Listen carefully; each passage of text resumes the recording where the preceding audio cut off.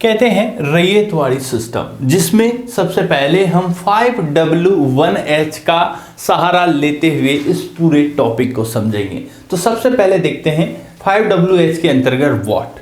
तो ये क्या था भाई साहब? It was a revenue system. कौन सा वाला?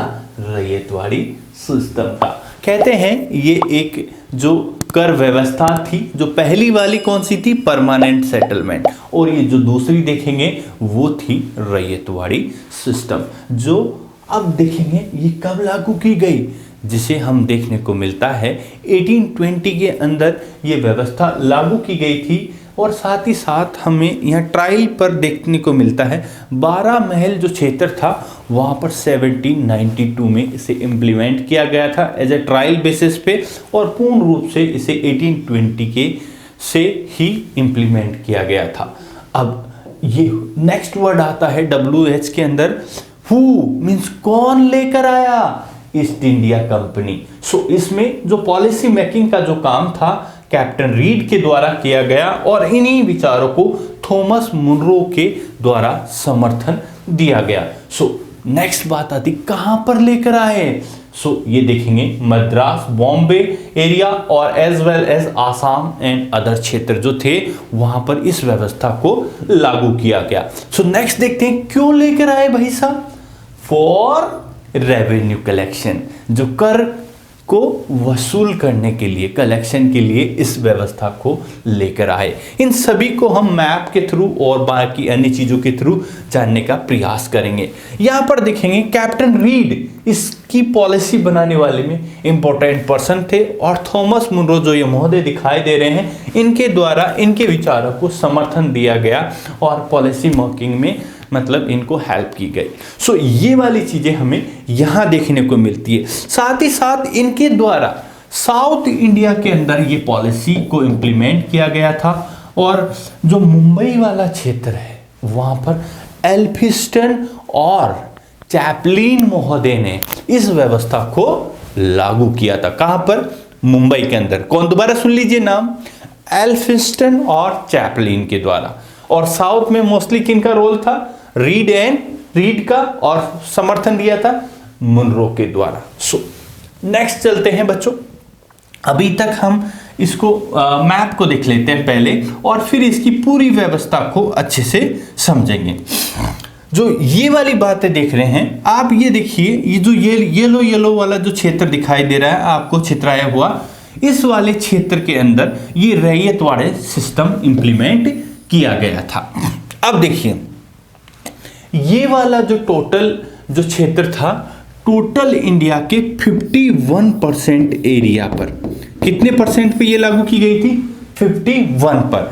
और जो परमानेंट था 19% एरिया पे लागू किया गया था। साथ ही साथ ये भी देख लेते हैं महालवाड़ी जो व्यवस्था थी वो टोटल एरिया के 30% पर इंप्लीमेंट की गई थी।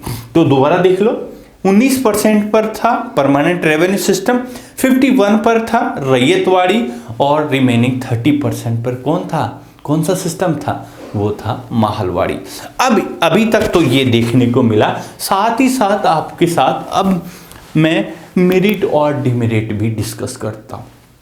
अभी तक तो बच्चों यहां पर हमको देखने को मिलता है कि सारी चीजें ये अपनी अपनी बातें तो अच्छी बताएंगे, पर ब्रिटिशर्स हमें ना हमेशा मुझे देखने को मिलता है कि बहुत सारी जगह ये अपना बेनिफिट देखेंगे, आम लोगों के बारे में नहीं सोचेंगे।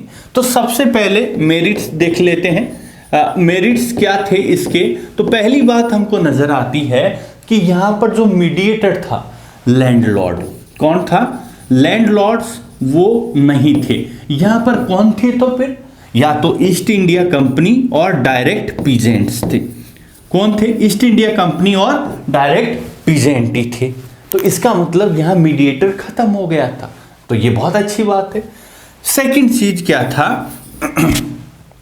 सेकंड चीज यहां पर ये थी, ये व्यवस्था स्थायी रूप से लागू नहीं थी, मतलब कुछ समय के लिए लागू थी, जो स्पेशली यहां पर हमको देखने को मिलती है, मतलब ये परमानेंट नहीं थी। ये वाली भी व्यवस्था देखने को मिलती है। ऐसे बहुत सारे मेरिट्स यहाँ पर दिखाई देंगे। तो अब और भी देख लेते हैं। यहां पर एक चीज अंग्रेज और बताएंगे, क्या बताएंगे सर?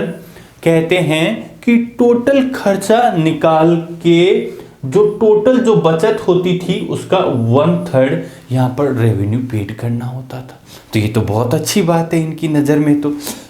ये वाले इनके मेरिट्स हमको देखने को मिलते हैं। लेकिन साथ ही साथ अब जब हम गौर से देखते हैं तो डिमेरिट्स क्या नजर आते हैं हमें अंग्रेजों के, तो वो भी देख लेते हैं भाई। तो डिमेरिट भी देख लीजिए, डिमेरिट्स भी हम देख लेते हैं। पहली बात क्या हुआ कि जो टोटल जो लैंड कैलकुलेशन था वो ये हमेशा ज्यादा करेंगे, और दूसरा जो पेमेंट हमेशा हाई रखेंगे। फिर और क्या बदमाशी करेगी, अभी क्या करेंगे बदमाशी वो भी देख लीजिए।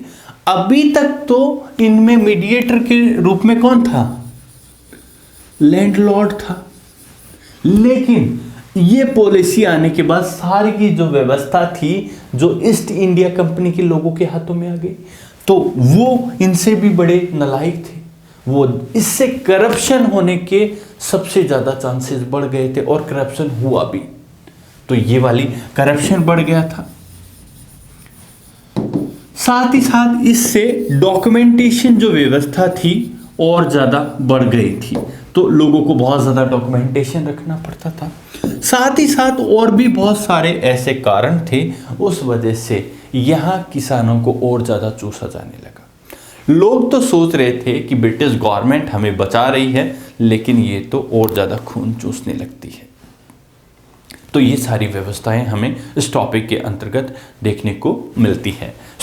आप कंपटीशन के हिसाब से सबसे ज़्यादा ध्यान से पढ़िएगा, व्यवस्था कहाँ लागू की गई, कितने क्षेत्र में लागू की गई, हाँ लागू करने वाला कौन था, ये सारी व्यवस्थाएं बहुत ध्यान से देखिएगा।